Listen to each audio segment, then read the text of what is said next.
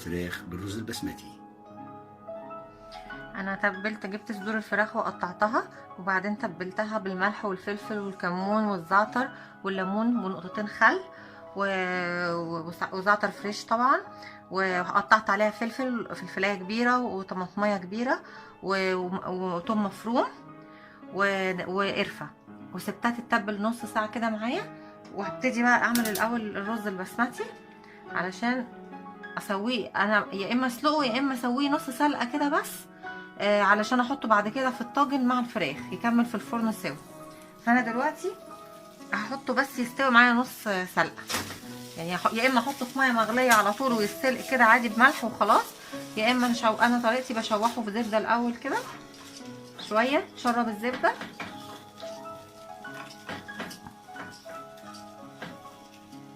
وبعدين اروح حاطه له الميه المغليه اللي هيتسلق فيها نص سلقه، يعني نص سلقه، ولو الميه زياده بعد كده نصفيه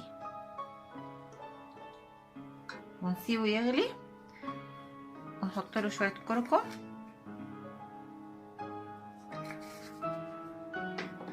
وملح.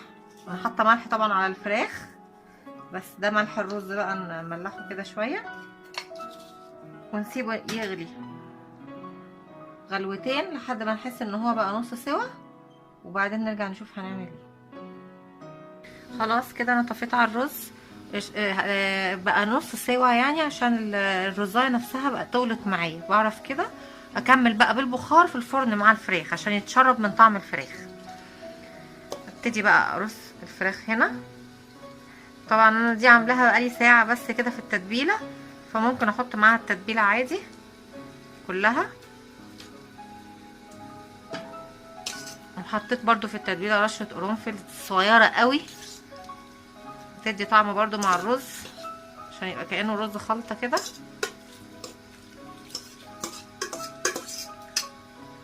كده حطيت الفراخ اهو بالخلطة بتاعتها كلها. احط بقى معلقتين زبدة، معلقتين زبدة كده بس على الوش بين الرز وبين الفراخ،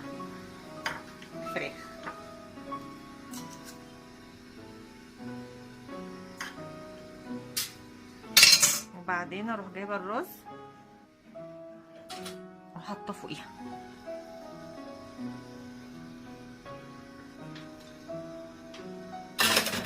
اسويه كده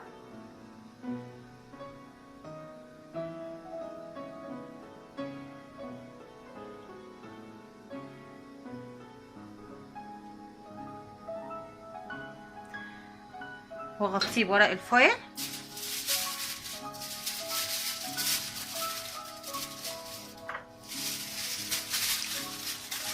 كده،